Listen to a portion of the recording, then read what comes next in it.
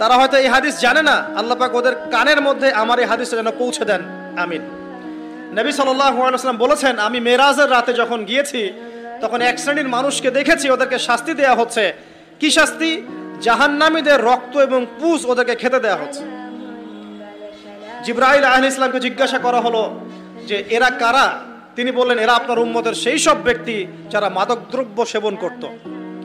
আল্লাহ রাব্বুল আলামিন তার হাবিবের মাধ্যমে জানিয়েছেন, যখন কোনো মুসলিম মাদক সেবন করে বা কোনো ব্যক্তি মাদক সেবন করে তখন 40 দিন তার নামাজ কবুল হয় না।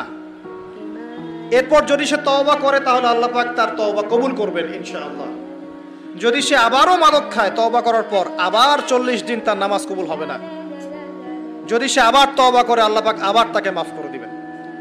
যদি সে আবারও মাদক খায় আবার 40 দিন তার নামাজ কবুল হবে না। তারপর যদি আবার তওবা করে আবার আল্লাহ তাকে মাফ করে দিবেন।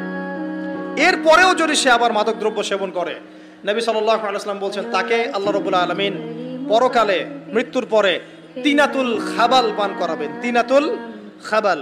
জিজ্ঞাসা করা হলো, ইয়া রাসূলুল্লাহ, তিনাতুল খাবাল কি জিনিস?